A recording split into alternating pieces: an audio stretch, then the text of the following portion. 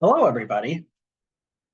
Welcome to the latest webinar as part of the Source Water Collaborative's Bipartisan Infrastructure Law webinar series, or BILL for short, is the Bipartisan Infrastructure Law. It's also called the Infrastructure Investment and Jobs Act. All these things will be the same thing. Generally, for shorthand, we'll call it BILL.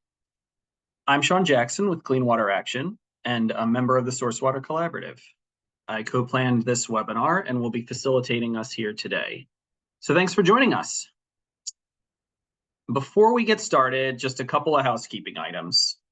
So today's webinar is being recorded, and the recording will be added to the Source Water Collaborative's YouTube channel and made available on the Source Water Collaborative's website in the coming days, along with speaker slides.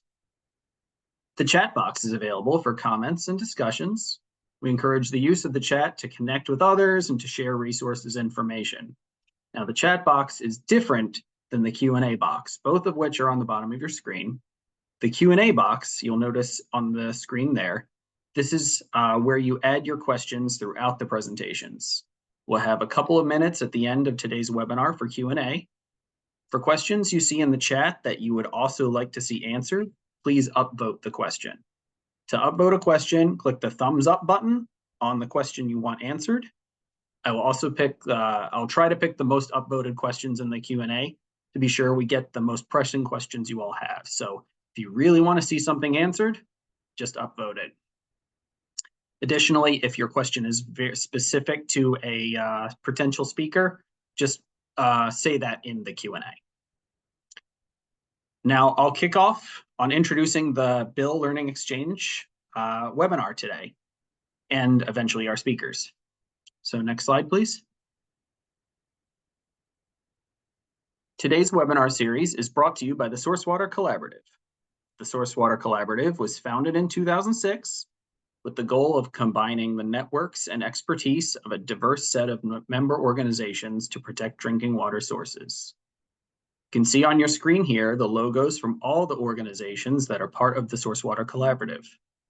Clean Water Action, of which I am a staff member, has been a member of the collaborative since its inception in 2006, and we find this partnership very valuable in sharing information to stakeholders like you regarding all things source water protection. The Source Water Collaborative has a robust website that you will see dropped in the chat here, made up of a diverse array of resources, including toolkits, webinar series like this one, fact sheets, interactive infographics, and more on hot topics in source water.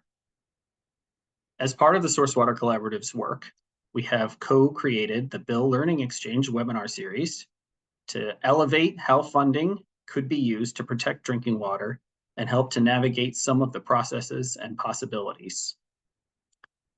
Next slide, please. The BILL Learning Exchange includes webinars and related resources for states, water utilities, drinking water collaboratives, tribes, federal agencies, and other water stakeholders to best position themselves to use the new BILL funding for source water protection. You'll see here are the topics of the webinar series, including today's one of the 4 in the series and the last in the current series.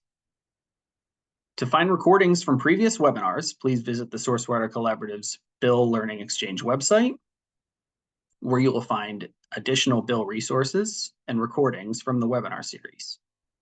This QR code will take you to the website, as well as a link you see in the chat. So just a quick, to use a QR code, you just pull up your phone, put it in camera mode, and show that little black box. It'll bring a link up to bring you to the website. Before we start, we'd like to get an understanding for what our audience looks like today. You will see a pop-up on your screen momentarily, and we hope you can all take a moment to let us know what type of organization or affiliation that you have. This is helpful for us so we can continue to produce resources and webinars in the future, and so our speakers can know who they're talking to. So I'll just let that run for a moment.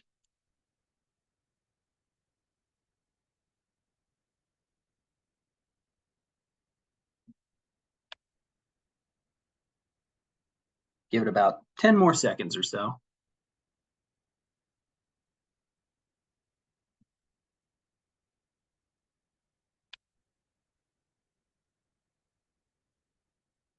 Great. Perfect. Uh, as expected, I think we have a pretty wide, diverse group. So we have the majority of us are in nonprofit/advocacy, like myself.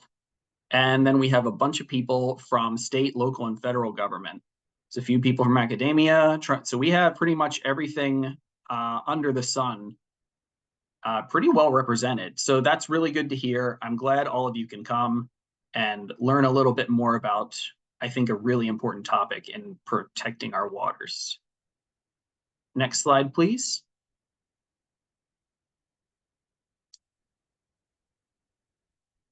So before we get into our speakers, there's just a few pieces of background information so that we can all be on the same page.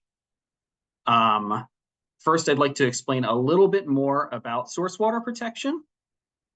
Source water protection can be the first line of defense against pollution in clean drinking water. On the right of this graphic shows the 7 components of source water protection, of a source water protection program, pardon me. This is how water systems think of source water protection. Because of the variety of ways in which source water protection can be implemented, and the fact that source water protection is primarily voluntarily at the federal level, we can coordinate across environmental programs at EPA and across federal agencies. Protecting sources of drinking water can reduce risks of water pollution, which can in turn reduce treatment costs and allow managers to avoid or defer complex changes to source water treatment. This makes source water protection a financially compelling investment for water systems. Now, one thing we want to encourage while we talk about the funding provided by the bipartisan infrastructure law is the concept that this funding can be used for source water protection projects. The graph here shown is just one of the ways you can think about source water protection from a planning perspective. Next slide, please. So next, I'd like to describe just a little bit about the topic that we're going to primarily discuss today. The State Revolving Funds, Bipartisan Infrastructure Investment and Jobs Act, or BILL, and the Disadvantaged Community Requirements. The Bipartisan Infrastructure Law represents a massive opportunity for water infrastructure. It is infusing billions of dollars into water projects across the country. 49% of those funds are going to disadvantaged communities in the form of principal forgiveness loans or grants. As a little more background, that 49% requirement is how the bill is designed to address communities that have been affected by disproportionate impacts in the past. Typically, these communities are not able to access funding due to initial upfront cost, and this requirement is designed to ensure that everyone can access the funding provided by bill. Through the bill, another dedicated $15 billion per year is going toward lead line service removal, with another $10 billion going towards projects addressing emerging contaminants. How the bill allocates these water infrastructure funds are through something called the State Revolving Funds. State Revolving Funds, or SRFs, which include Clean Water State Revolving Fund and the Drinking Water State Revolving Fund, are federal-state partnerships designed to create sustainable financing for a wide array of water quality projects. These funds are critical in supporting everything from major infrastructure projects to smaller community-led initiatives to ensure safe drinking water and proper wastewater treatment in the United States. The states, tribes, and territories have a great deal of leeway in how they administer their SRF programs. An example of how each state has leeway is through that all-important definition of disadvantaged community. That 49% of funds I mentioned earlier provided by the bill is only given out to communities that are defined as disadvantaged. By law, each state can decipher disadvantaged in their own way. Some take a very narrow definition, and others provide a much broader one. How a state defines disadvantage is what determines which projects are eligible for principal forgiveness or grant funding through the bill. This is a key to understanding how the bill is addressing disproportionate impacts. An additional thing I want you all to remember throughout this webinar is that the bill provides opportunity to get projects funded that concentrates on source water protection. It's particularly true of the Clean Water State Revolving Fund, which is more accessible to organizations and communities interested in source water protection. One final piece of information before I introduce our speakers. Part of how the SRF programs work is that they have public participation requirements built into them. Each year, states, tribes, and territories submit a sort of plan for the upcoming year that outlines the policies and practices that they plan on pursuing, including their disadvantaged community definition. These plans are put into a public comment document called the Intended Use Plan, or IUP. Prior to submitting that document for final review to the state, tribes, and territories have a public engagement period for individuals and organizations to weigh in on how they believe the program can be improved. So get an understanding of how much you have experienced the public participation parts of the SRFs. We have just a simple yes or no poll. And that poll is just looking into, have you interacted with the public comment periods for your state revolving funds previously? Have you left a comment, or maybe you are part of an utility or something and you've left a comment or engaged in it in some way, or even responded to one? So I'll just give that a little bit of time, maybe 15 to 20 seconds, and we'll see what everyone says.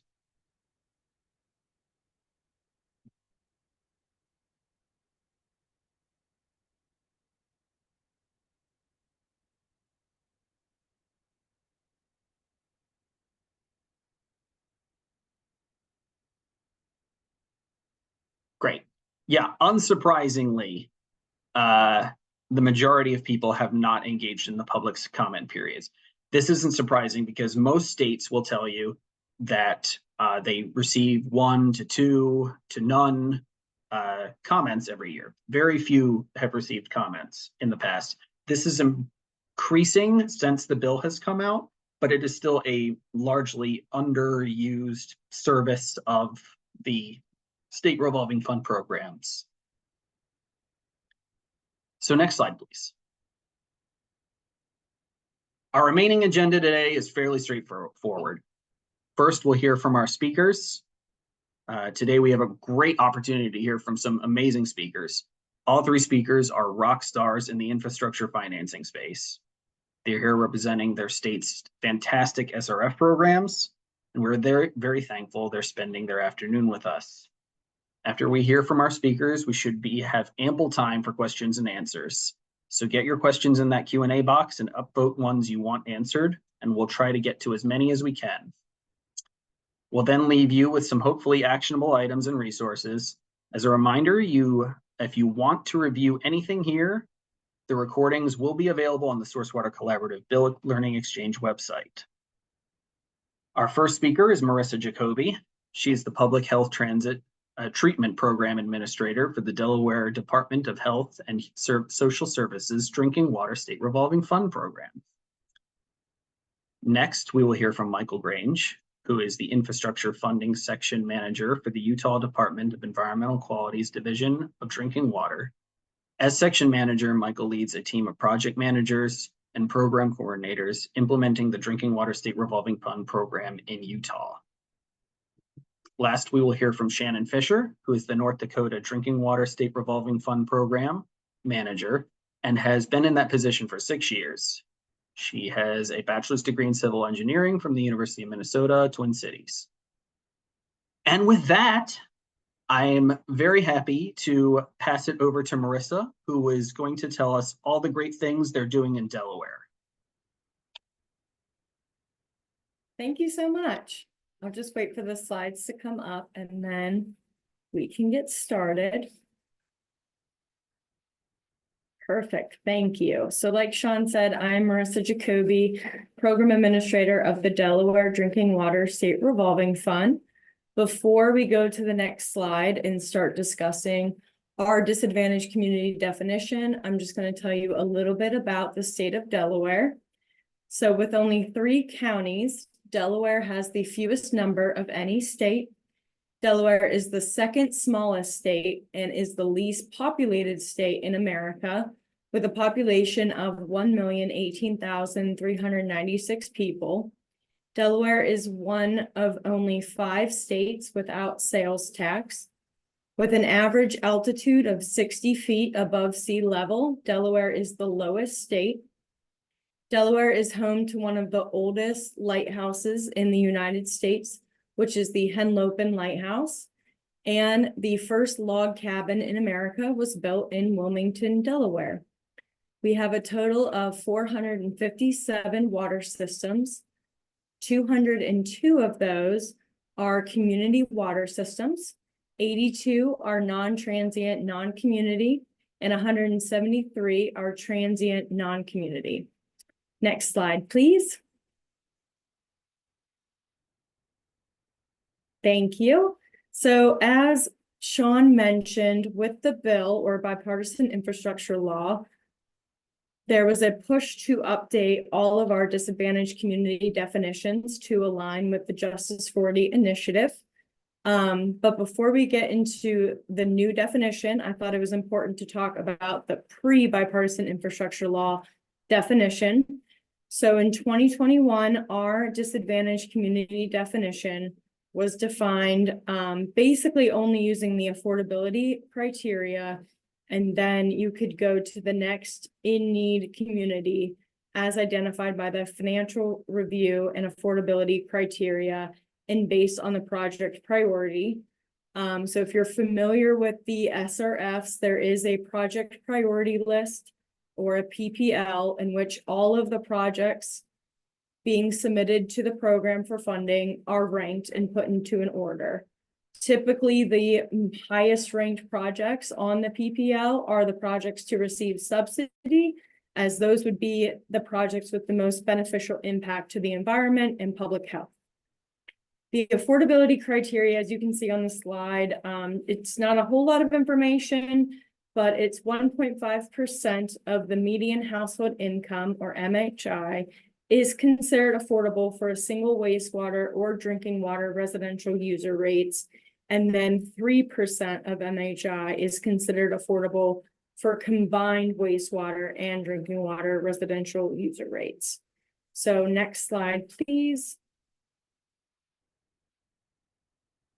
So then for the first and second year of the bipartisan infrastructure law funding, we did update the definitions. So in 2022, the definition was expanded to include the affordability criteria, or you could be eligible if you were identified by the EPA Environmental Justice Screen Tool at 90 percentile or higher for the environmental justice indexes or for the low income under the socioeconomic index. So I'll show you a screenshot later on so you can see what that looks like if you're not familiar with it. But there are a few different indexes and it had to be one of those specifically. Or you could be eligible if you were disadvantaged by the White House Climate and Economic Screening Tool, which you'll see a screenshot of that as well later, or underserved, which I will define in a minute. Next slide, please. The affordability criteria didn't change, but we did add more information, which I think was helpful for the public to understand, especially our borrowers. So again, it's the 1.5% of MHI for a single wastewater or drinking water user rate, 3% for the combined, and then Delaware's affordability criteria accounts for existing system costs relative to operations and maintenance, or O&M, and capital, as well as proposed project O&M and capital costs as a function of MHI for the project area. The MHI is based on the most recent census data for the municipality or county, DWSRF, Drinking Water State Revolving Fund, loan applicants whose MHI is not representative of the census data may be required to provide documentation to obtain principal forgiveness or additional subsidization, and then document in the form of income survey or majority of the resident of the project area. Next slide.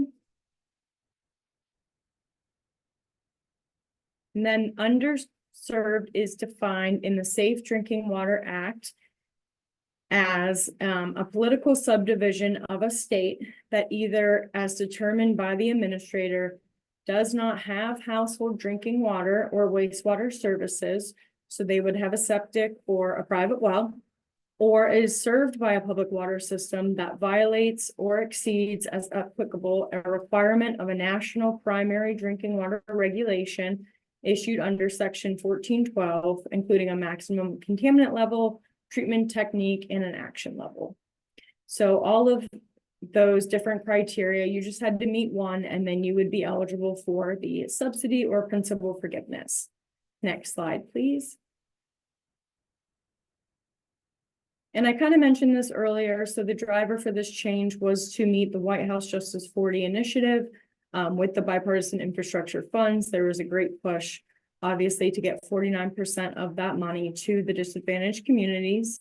So it was clear that we had to update our definition since we really only had the affordability criteria prior to bill.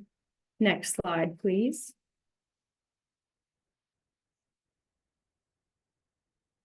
And then we chose the 90th percentile for the EJ, or Environmental Justice Index. And then we included the low income under the socioeconomic index because we wanted to make sure we would have enough qualifying projects or borrowers to meet the subsidy requirement under the bipartisan infrastructure law. The low income index captured communities that weren't captured under other indexes, but that the program knew by experience should be included. So that is a screenshot of the EJ screen tool. You'll see there is the EJ index is the top tab, and then you have supplemental indexes, pollution and sources, and then you have the socioeconomic indicators. And then the low income is the only one in that index that is eligible if you're at 90% or higher. Next slide, please. All righty, so for year 3, we did update the definition. It became evident that our initial definition was flawed. To address this, I examined disadvantaged community definitions from other states and assessed their potential impact on Delaware's definition.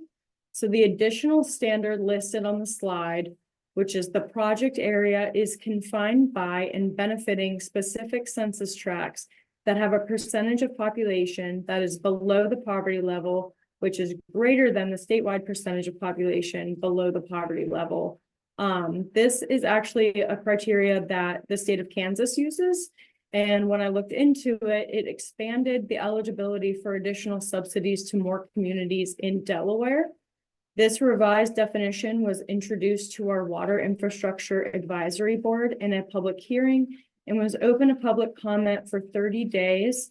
As Sean mentioned, we are one of the states that did not receive any public comment, but it was clear through interactions with communities throughout the past year that we needed to expand our definition.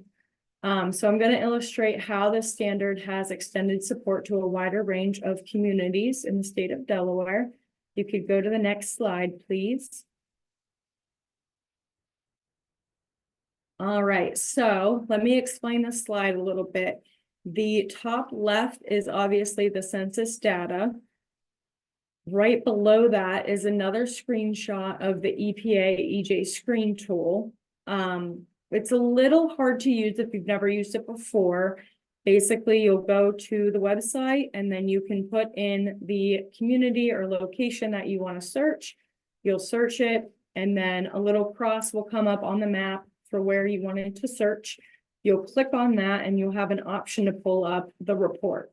And then you can click through all of those different indexes that we talked about a little bit earlier.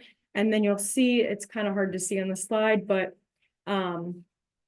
I think on that slide, it's just under 75% for whatever that standard was. So you'll see for this one, it does not meet the EJ screen tool in this example. And then on the right-hand side, that is what the White House Climate and Economic Screening Tool looks like.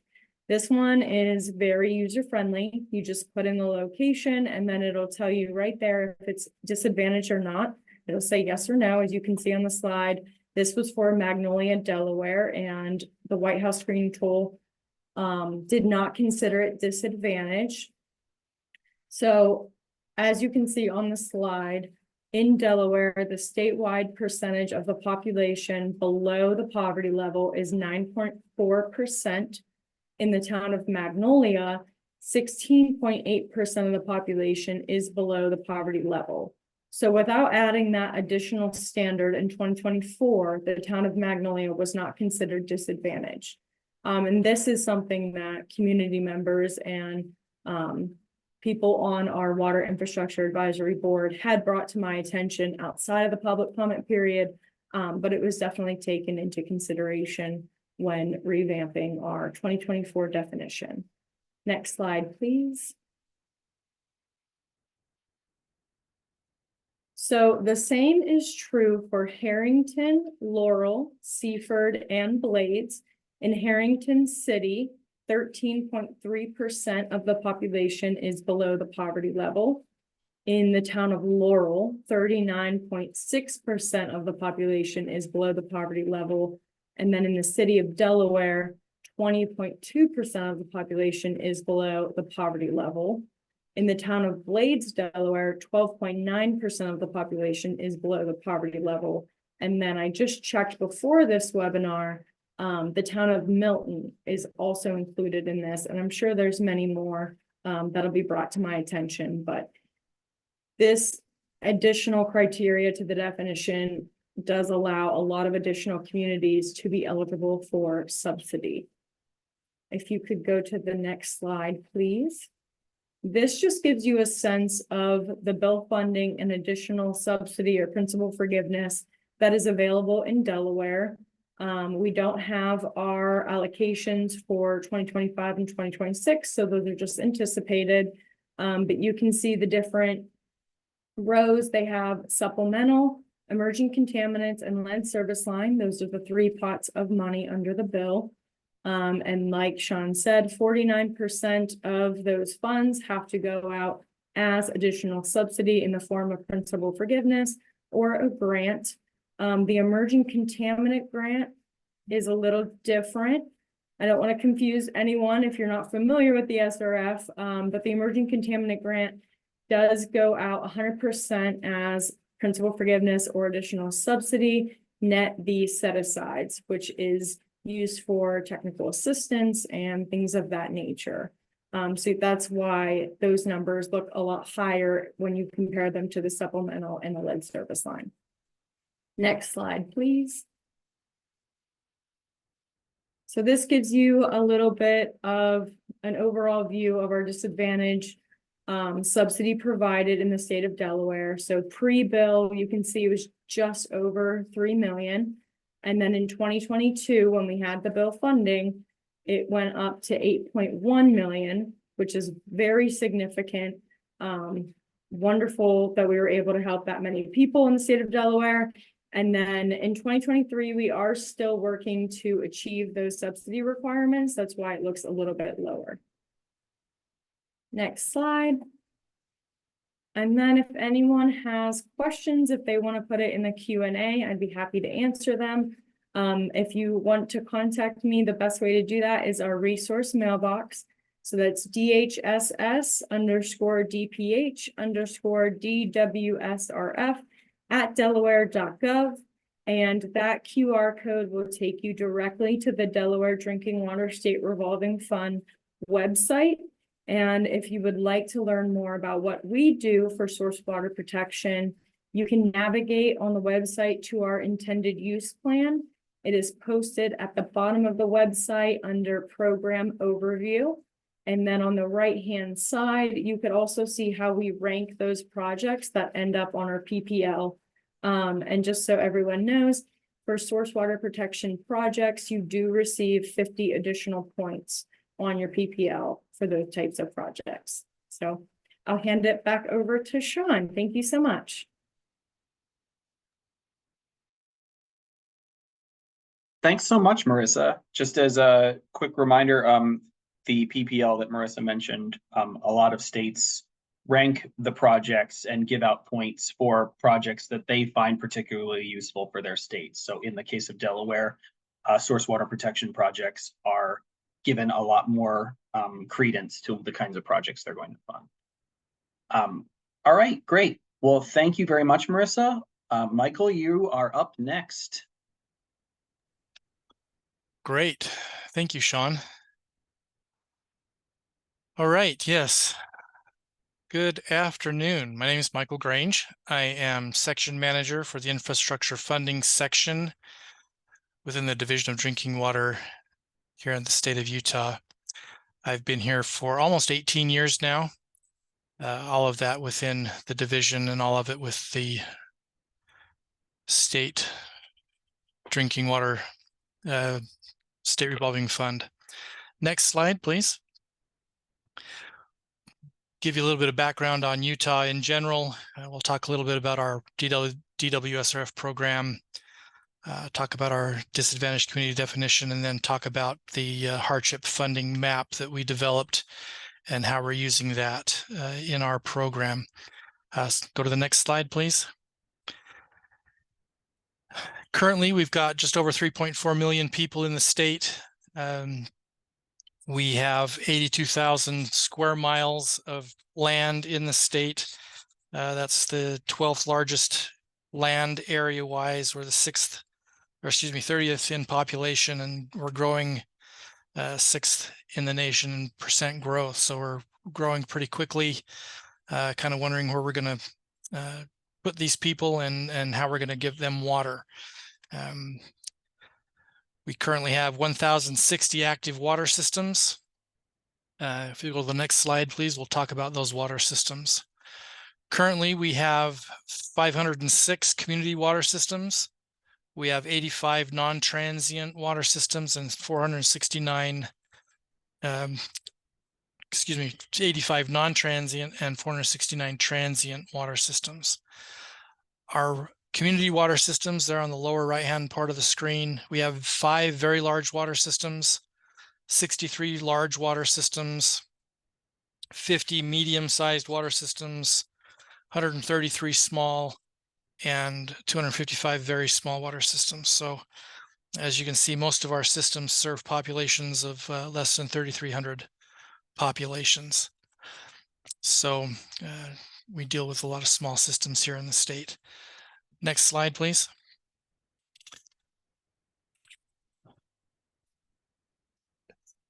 We actually have a couple of different programs here in the state.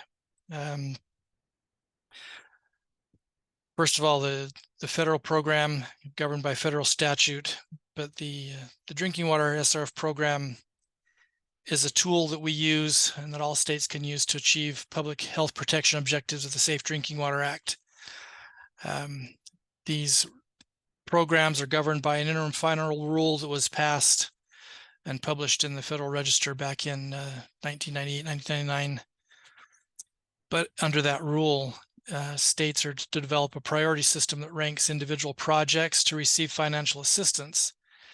And that priority system has to rank those systems that will address serious risks to human health, address compliance with the Safe Drinking Water Act, and then provide assistance to systems most in need according to state affordability criteria. But states are also supposed to use the fund to encourage enhanced water system management and help prevent contamination problems through source water protection measures. So these programs, the SRF programs, are there for the states to use for many, many reasons to help our public get good, clean water. Next slide, please. As I mentioned, we have 2 programs here in the state of Utah. Our state program was established by our legislature in 1984. It's funded by an annual allocation from our state sales tax. We are capped for that program at just over $3.5 million per year in new money. That money provides financial assistance for infrastructure projects. We can only fund political entities, so towns, counties, and municipalities can apply for that funding.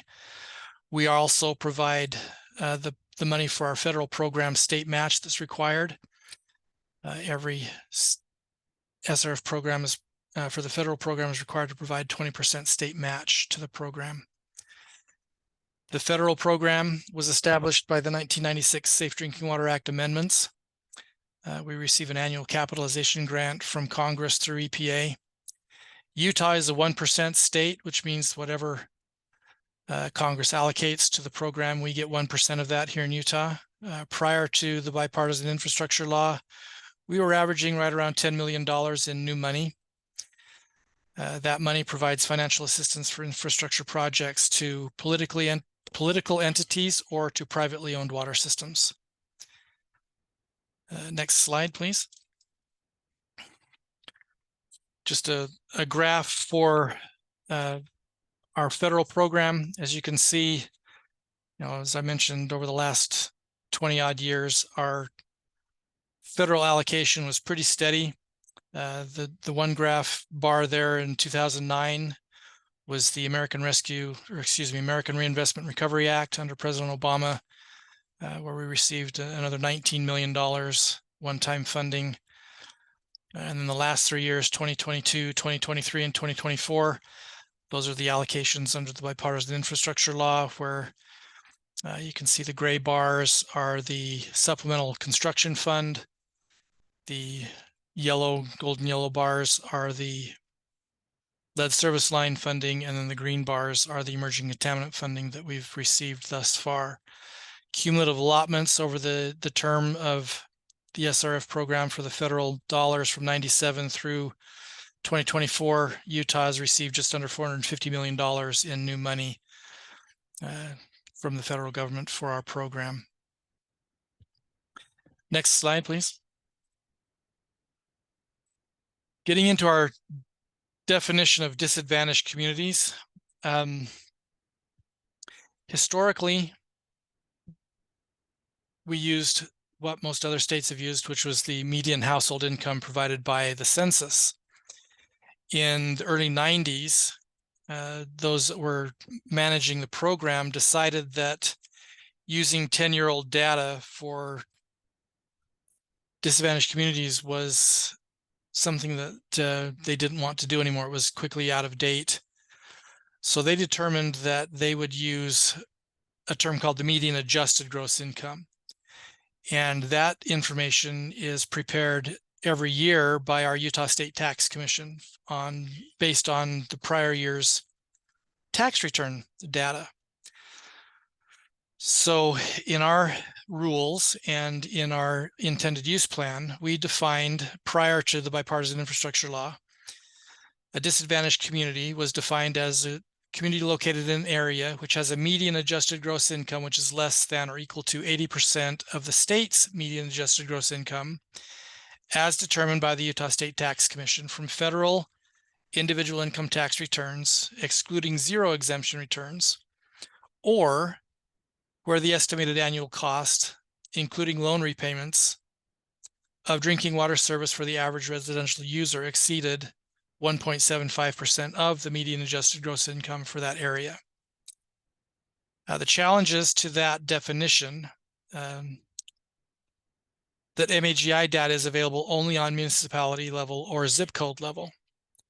It does not account for areas within larger systems or larger cities or system boundaries that may be disadvantaged. It does not account for other definitions or metrics that can identify disadvantaged or underserved communities. And it does not target financial assistance, specifically the additional subsidy or grants to those disadvantaged or underserved areas. So we knew that, again, to meet the mandates of the Justice 40 initiative and the bipartisan infrastructure law, that we had to re-examine that definition and find a better way to allocate the funding under the bipartisan infrastructure law. Next slide, please.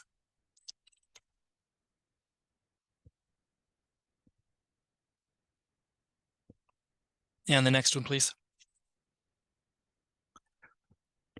So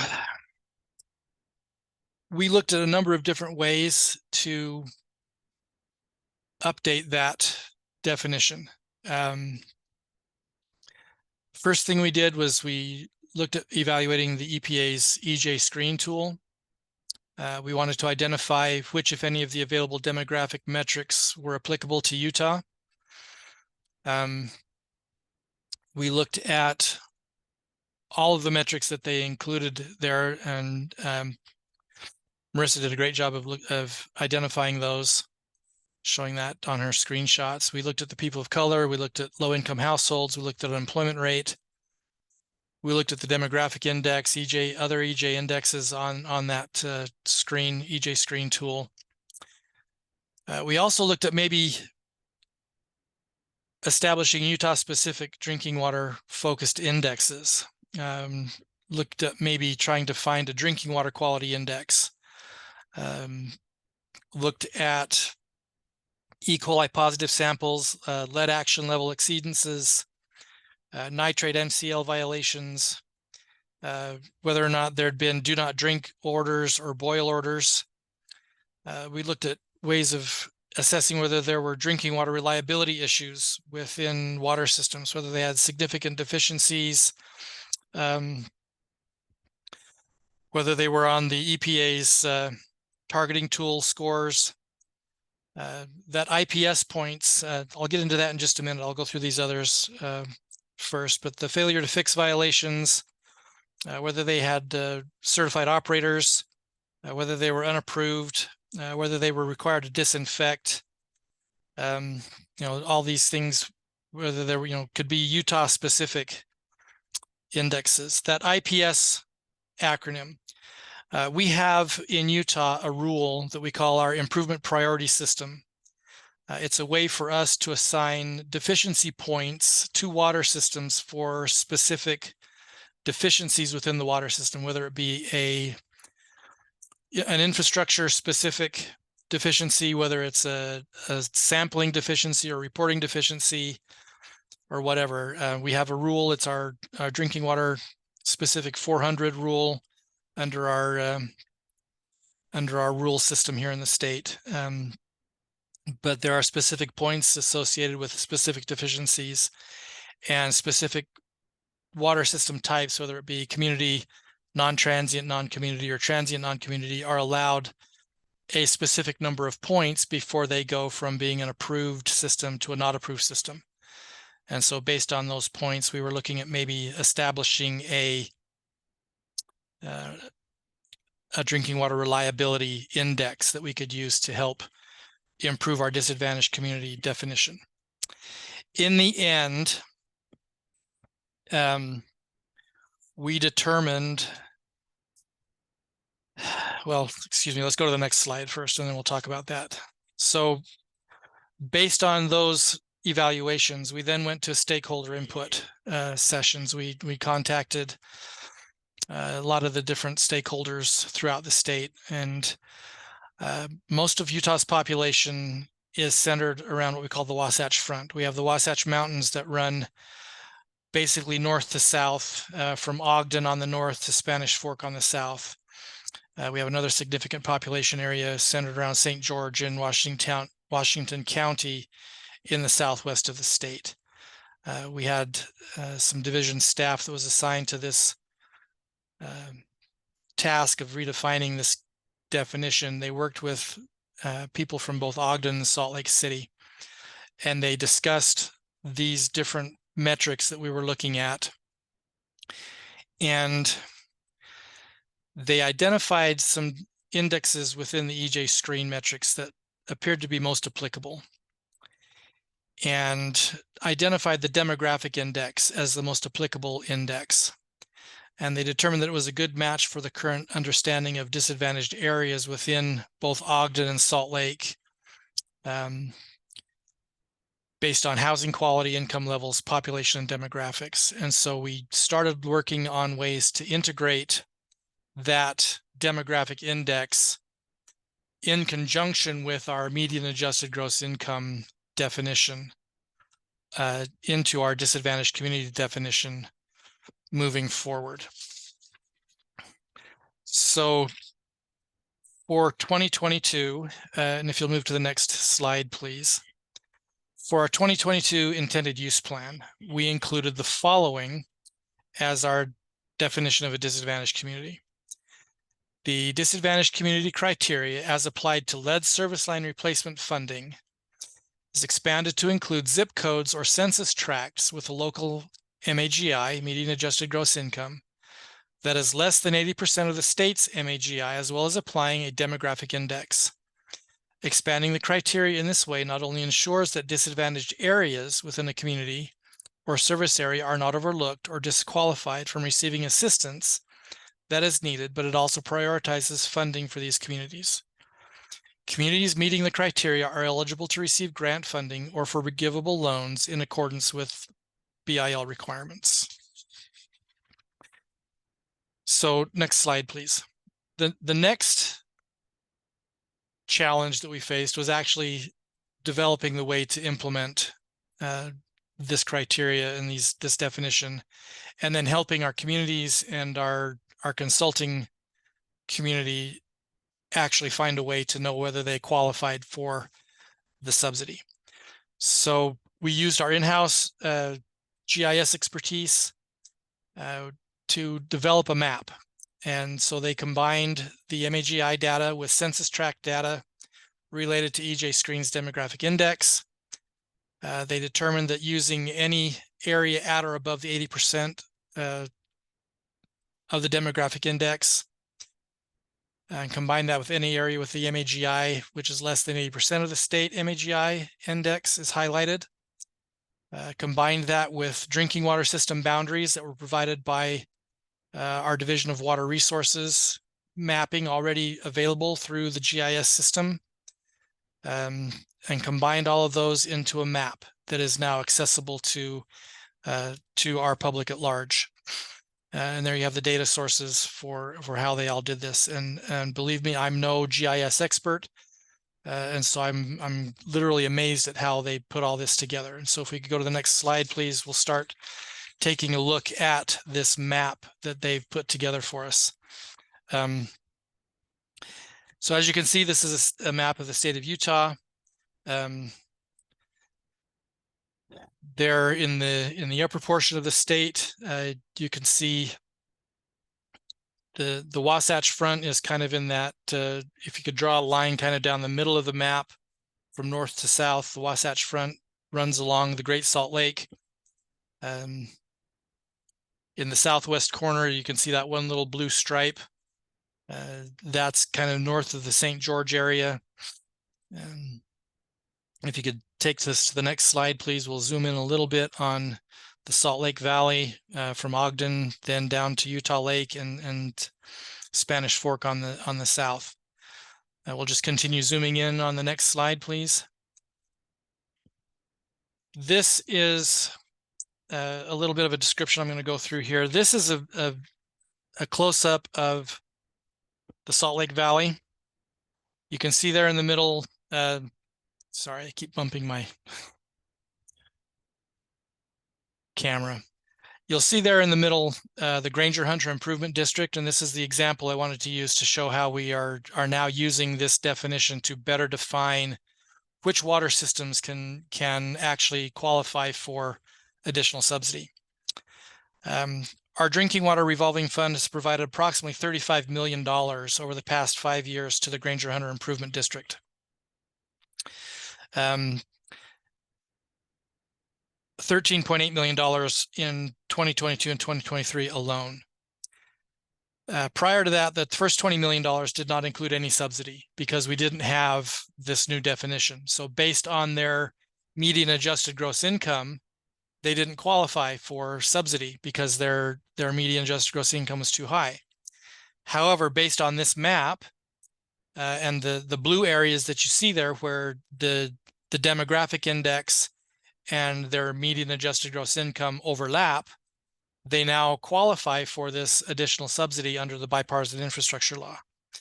So the 2022 authorization of $13.8 million also included $2.8 million in principal forgiveness, as well as a reduced interest rate to go with some emerging contaminant funding that they're using to reduce manganese levels in one of their wells that they're drilling. Next slide, please.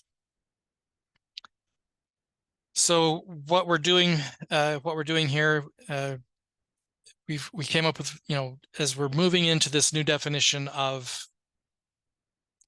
disadvantaged community, we had the challenge of applying the updated disadvantaged community definition. We first had to identify what the challenge was and how to overcome that challenge. The next challenge is, how do we overcome the reimbursement process? The whole SRF program is based on reimbursement. The money gets authorized, the system then spends the money and submits a reimbursement request to the division and then the division reviews that and then reimburses the costs to the water system. So then we as a division have to go through all of those invoices and determine which ones are eligible for which pot of money: lead service line, emerging contaminant, general funding. We're responsible to ensure that the subsidies or the grants are going to those parts of the water system or those areas within the system that are underserved or disadvantaged. And so we also have to have the water system submit maps or addresses or census information that shows that they are actually performing the work in an underserved or disadvantaged area. So part of the challenge is then working with the water system and their consulting engineers to make sure that we get all the proper information to make sure that we're applying those subsidies to the right areas within the water system. But we are, thus far, especially with the Granger Hunter and Improvement District and their engineers and consultants, they've been more than willing to work with us, as well as other systems that we're working with. Next slide, please. Again, if you have questions, put them in the chat. We'll be happy to answer them later. I don't have my contact information on the slide, but it will be available later on. So if you do have questions directly for me, I'll answer them now, or we can get my contact information to you later on. That's all I have. Thank you. Sean, we'll turn it back over to you. Great, thanks everybody. And Michael's contact information is right here in the There it slide. is. Oh, yep. yeah, there you go. Really good to hear. I'm so glad to see so many communities are receiving funding from the bill, and very helpful to see the thought process behind some of the GIS data. So I'll just be quiet and let Shannon take over from here. Thank you. All right, so I'm the Drinking Water SRF Program Manager in North Dakota, and I'll talk a little bit about our pre-bill and our post-bill definition of a disadvantaged community. So go ahead to the next slide. I did just want to mention a couple things about the additional subsidy available through the Drinking Water SRF program. When the program was started, there was a provision added to the Safe Drinking Water Act that allows states the flexibility to provide additional subsidy. And at the very beginning of the program in 1996, states were able to offer a range, 0 to 30%. Since then, there's been a couple different laws that have changed that. And right now, that range is a minimum of 12% and a maximum of 35%. So North Dakota didn't provide additional subsidization until that floor was raised from 0% to 6%. Next slide. However, we do have additional subsidy that is usually added into the annual appropriations bills. I believe that goes back to about 2010 is when that started. And that has been at sometimes a range. And right now it's just a flat percentage. Since 2020, it's been consistently at 14%. And North Dakota has always kind of treated that additional subsidy as our disadvantaged communities additional subsidy. Next slide. So the past definition that we had used was the relative future water cost index.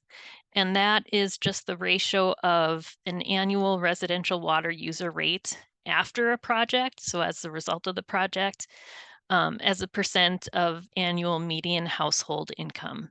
And we had two different thresholds for receiving loan forgiveness, additional subsidization.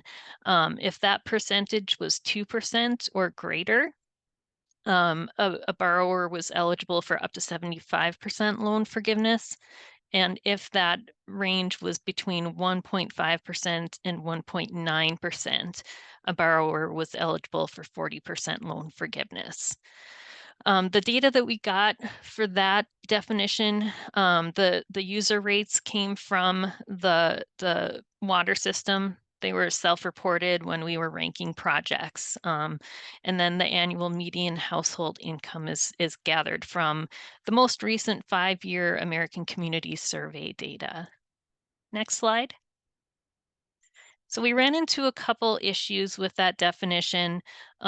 First of all, when we put projects on our priority list, the project costs are usually very preliminary. They're usually a guess. There usually hasn't been an engineering report that's been completed yet. So we found that the project costs just weren't very accurate at the time that we were ranking projects.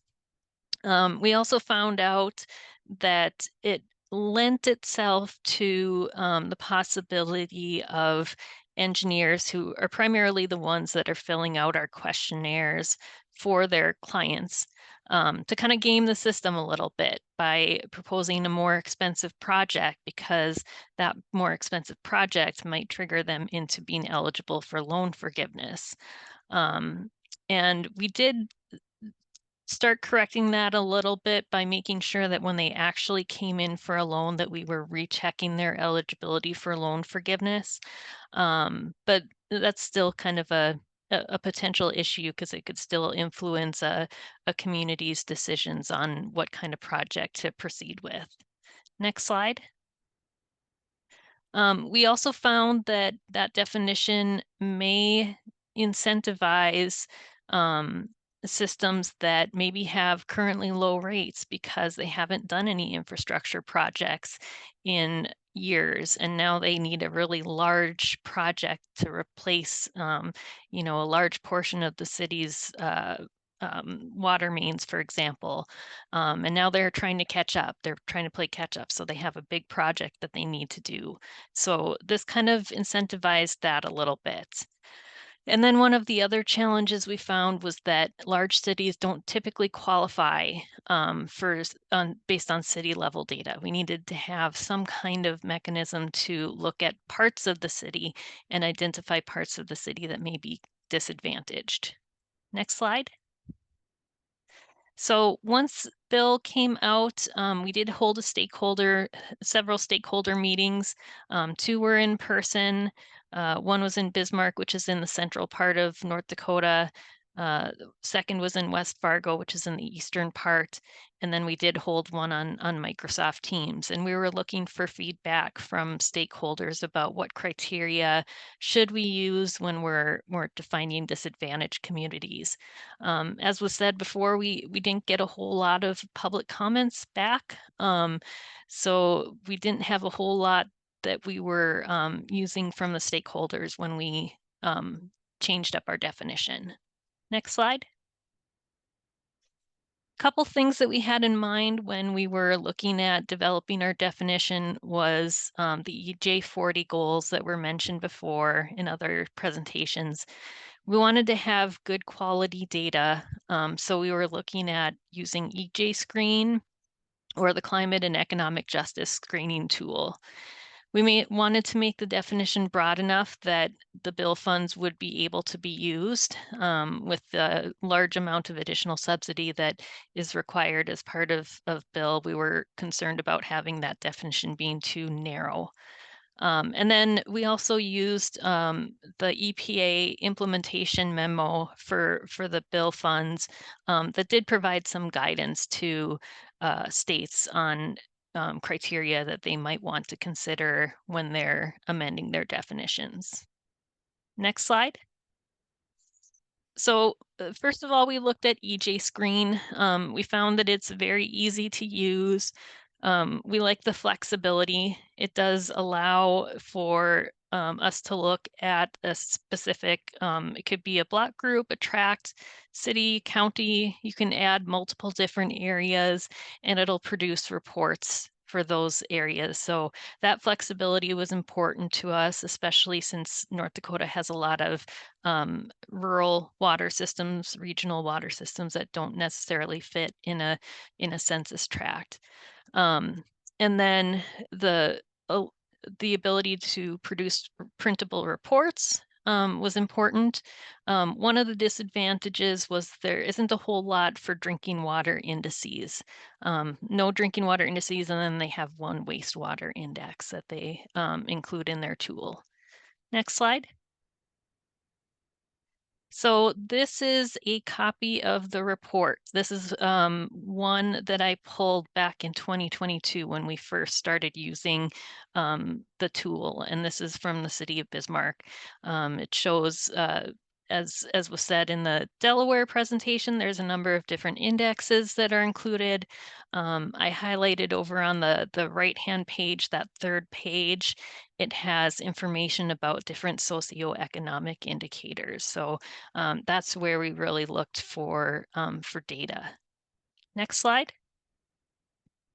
And this is just a close-up of that data.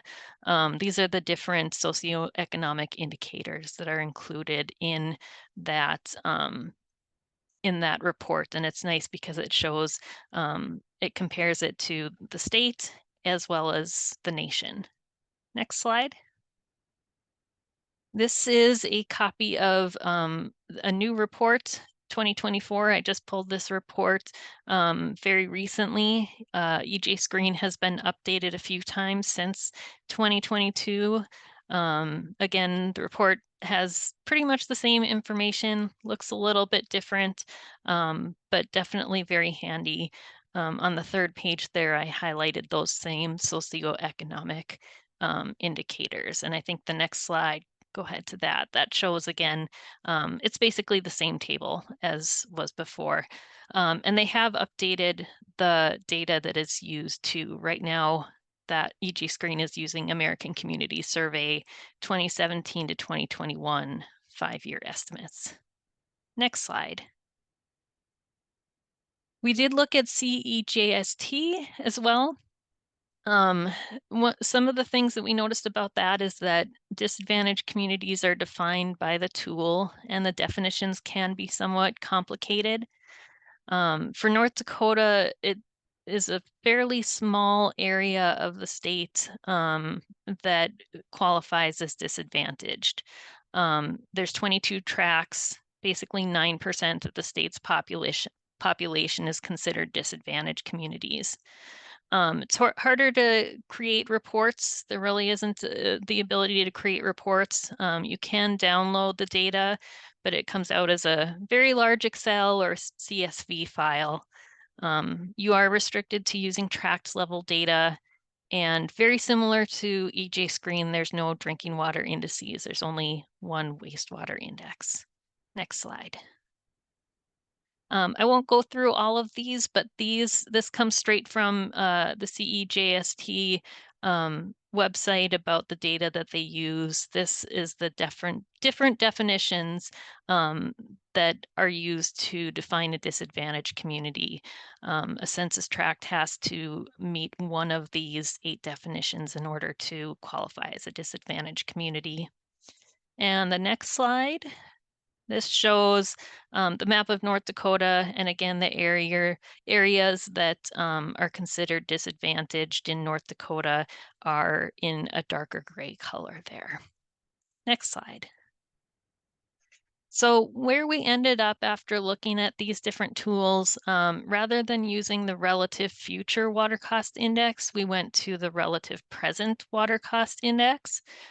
So we were looking again at self-reported water user rates, and then we used the American Community Survey annual median household income data. We did pull from EJ Screen a couple of the socioeconomic indicators. The first being the percentage of households at less than 200% of the federal poverty threshold. When you look at the EJ Screen report, that's listed as low income. We looked at the percentage of unemployed people in the project area, and then also the percentage with less than a high school education. Next slide. So we have 4 different criteria that we use, and each one is ranked from 1 to 5 points, and systems can get a maximum of 20 points. Any systems that receive 5 or more points qualify as a disadvantaged community. And then we did add in the flexibility for using other than city level data. For rural water systems, we look at county level data unless the system presents a smaller census area for consideration. We did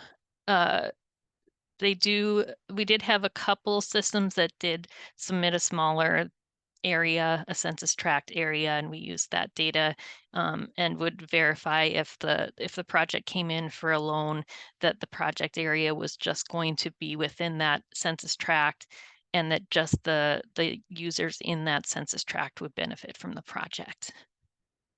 Next slide. And this is just a snippet from our intended use plan that was mentioned before. This is just our matrices that we use for ranking projects. So it's just got the 3 criteria there. And then if you go to the next slide, it's just the very end of that. The 4th criteria is listed on there. And next slide. Okay, and with that, I'll turn this back over to Sean. My contact information is there, so if you have any questions and want to reach out to me, feel free. Thank you. Thanks so much, Shannon. So we're going to start the Q&A section of the talk. So if you have a burning question, or if you see a question you really want answered, be sure that you are upvoting it in that Q&A. So I'll just start things off with the most upvoted question. So for Chelsea asked, for community engagement with stakeholders, was outreach specific to public water systems or more broad outreach to community and water system users? And I don't know which one of you wants to answer first, or if any of you have a specific takeaway, but feel free to answer that. So for in Delaware, everyone was invited to participate in the public comment period. Our public hearing was posted on the state of Delaware public calendar, so everyone would have access to the information to join and would be able to submit their public comment prior to the meeting as well. And then we also published a press release prior to the public meeting. So there was some marketing out there for everyone to participate. But with that being said, I think because we typically have the same borrowers each year, they're familiar with the process, so they kind of know when they can engage in the public comment period. So it's not that they're not included, it's just more broadly known to water systems. Hope that helps. Yeah, we've changed our outreach approach too. It used to be that we would just advertise the public hearing in a few newspapers across the state. And now as social media has gotten more popular and we've had that resource, we've started putting out notifications there. We've put out press releases. So we do try to get more engagement from community members, not just city leaders or consulting engineers. We typically make the announcement in a board meeting when it's available. So Thanks. Yeah, community engagement, as we'll discuss in sort of your takeaways, is one area that is fairly new. I mean, a lot of state infrastructure financing authorities, this has been a very small part of sort of public outreach. It's been a very thing that was just dealt with the utilities, and the financing authorities sort of just worked with each other. And now that the bill has happened, things are opening up a little bit, and there's a little bit more of a chance for public engagement. So if you, Clean Water Action actually did a report in the last year, cleanwater.org/SRF, that states how well states are doing in their public outreach regarding how to meet those things. So if you're interested, you can see our report there. I'll go to the next upvoted question from Chelsea as well, actually.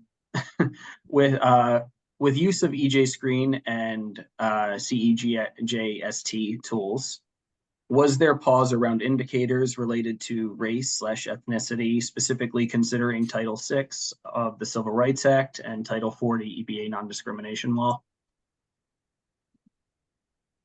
Yes. In a word, yes. We seriously considered that, and we didn't want to base it solely on any of those. That's why we chose the demographic index, which, let me get back to my notes real quick. The demographic index on the EJ screen is an average of two of the demographic index, which is low income and people of color. So I believe that as long as you don't base it solely on race and ethnicity, you're avoiding any discrimination based on race and ethnicity. So since we're basing it on that demographic index and on the MAGI data, that's how we felt that we were able to be non-discriminatory and still include the Justice 40 criteria to find underserved and disadvantaged communities.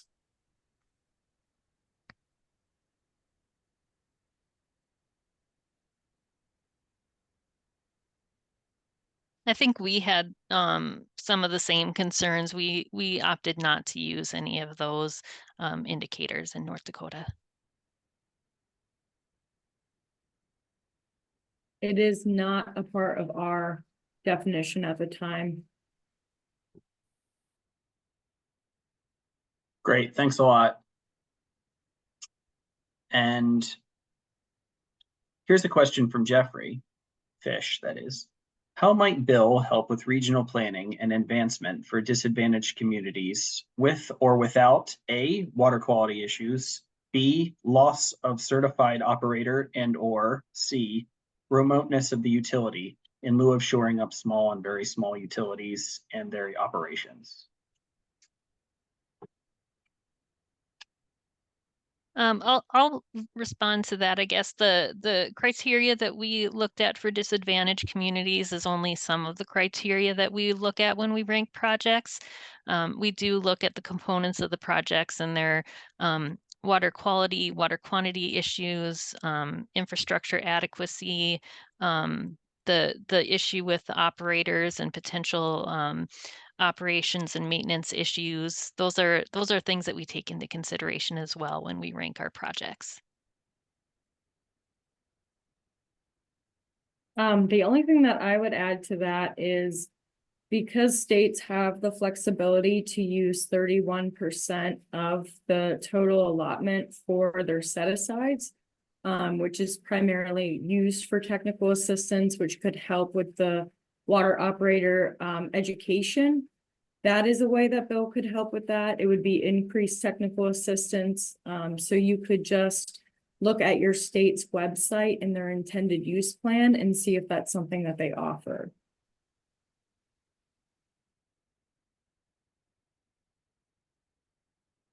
Thanks. Hopefully that's yeah. I would just second what Marissa said, that the set-asides would be the place to double check and make sure that the state offers that technical assistance.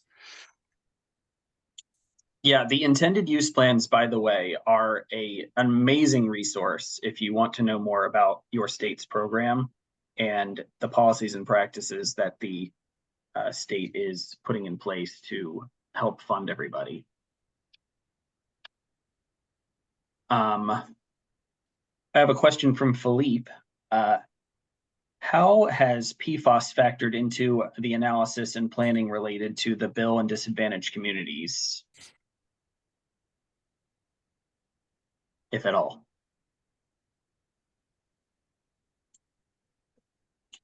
In Utah, they have to have already sampled and identified that they have an issue with PFAS because,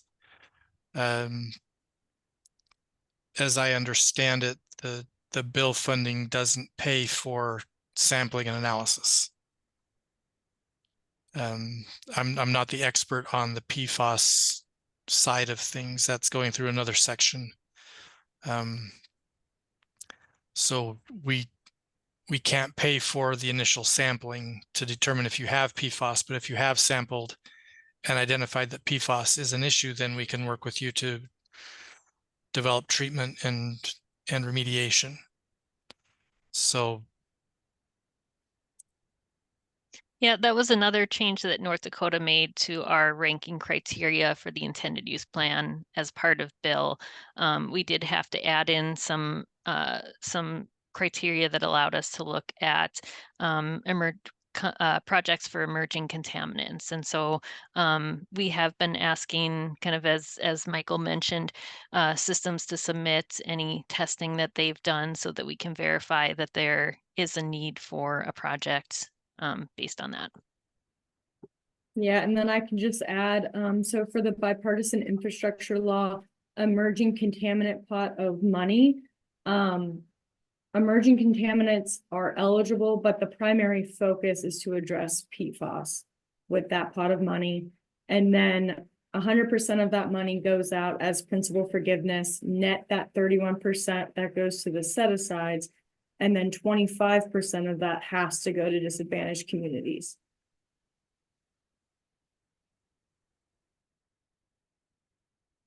Yeah, and just as an additional piece of information, the PFAS are the emergent contaminants. Some states have merged their emergency contaminants so that the Clean Water State Revolving Fund side very specifically answers that. That's only in a few states, just as a piece of extra information.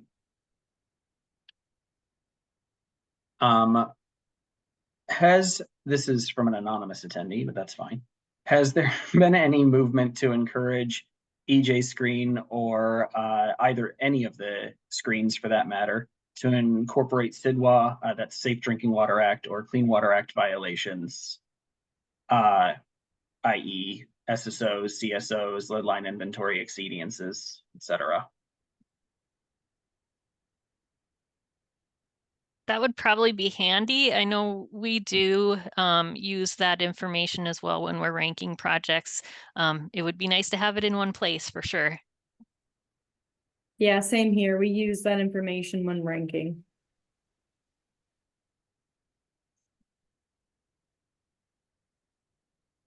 Great. Yeah, additionally that if there is a movement to encourage, EPA would be more likely to know the answer to that.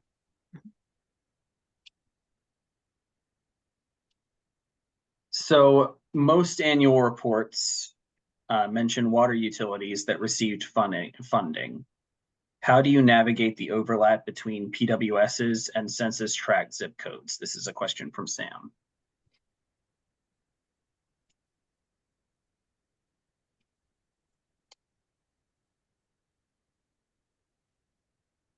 Yeah, that can get kind of tough, as I kind of mentioned with North Dakota and the regional and rural water systems that we have.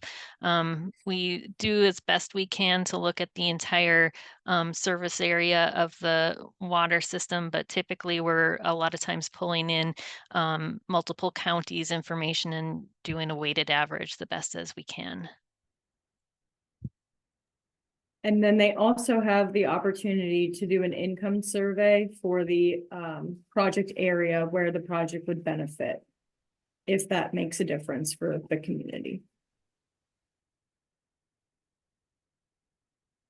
that's the same for Utah. Both answers. We pull in the example for Granger Hunter. They have multiple census tracts. They have multiple zip codes.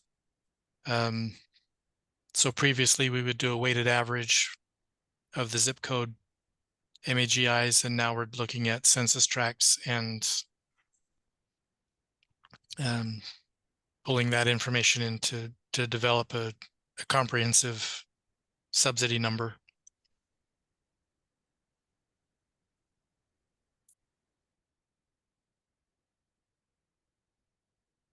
Great, thanks a lot. So I have a real quick question that I can quickly give something for, and I think maybe if all of you have insight, that's great too. So someone was wondering how they get GIS data for their community. Part of that answer, they can hope to find that information through EPA's Water TA website, which provides technical assistance to people. But whoever actually has additional information, that'd be great too.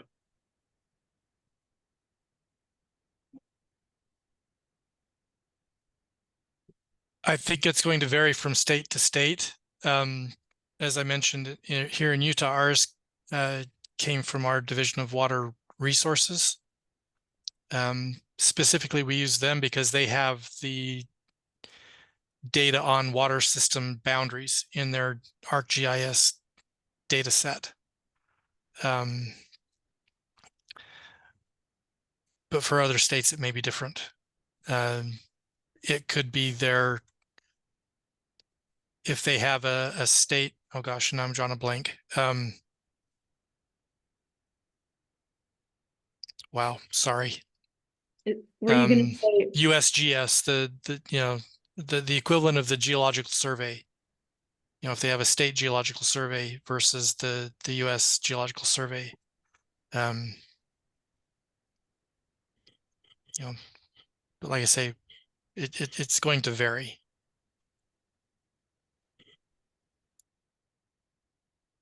For Delaware, if you just Google First Map Delaware or even Delaware GIS, you'll be able to navigate and find that information.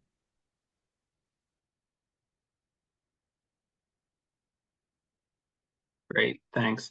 And then the technical assistance website that I mentioned will be available as additional resources, by the way, once this webinar is published.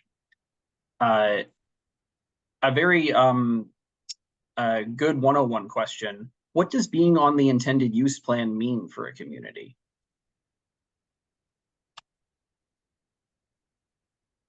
For North Dakota, it gets them in the door to submit an application. They have to have the project on the priority list and have it ranked and go through that public hearing process. And then after that, a community can apply for a loan.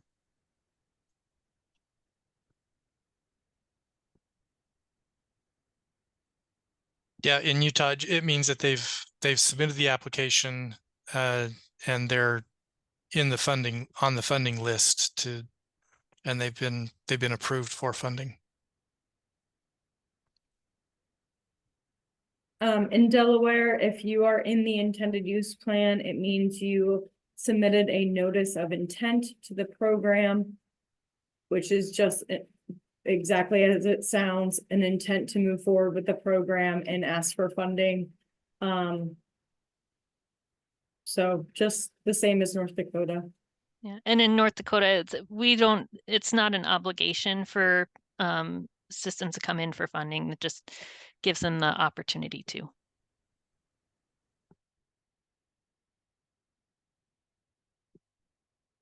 Awesome. Well, we have about 5 minutes left, so maybe let's pull up the last slide.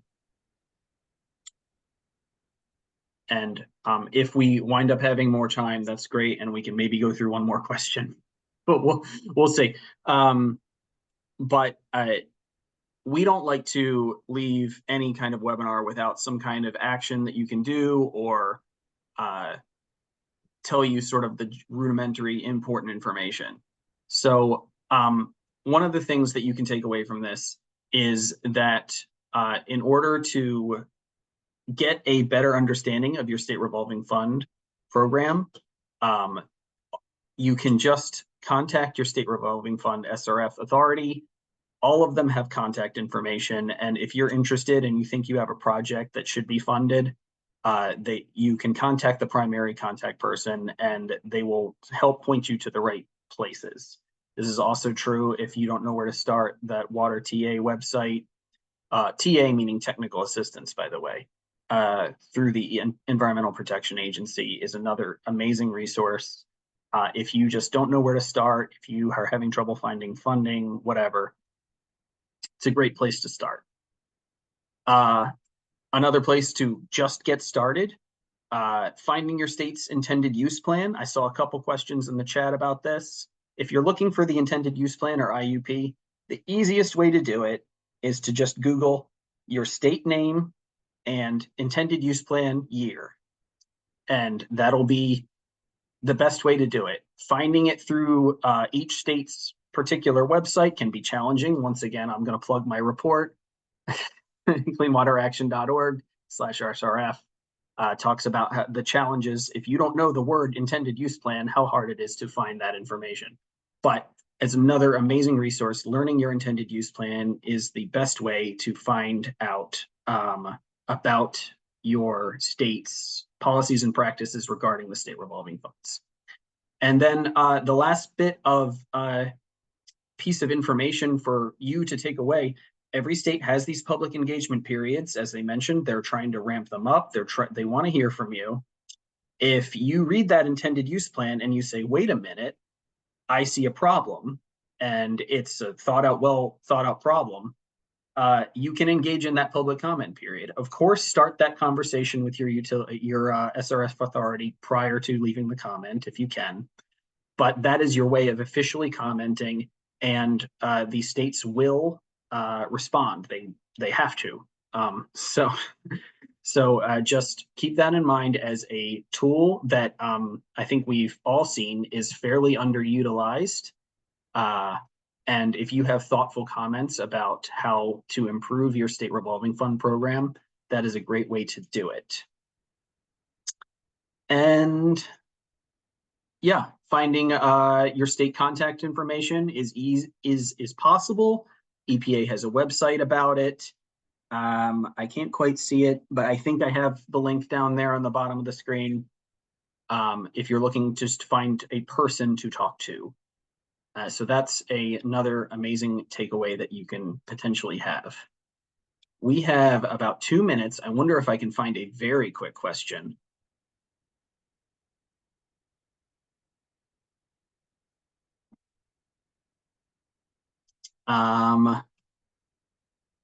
I will ask the first one that I saw, which is, has there been any consideration about changing the public comment period timelines so that there is more engagement?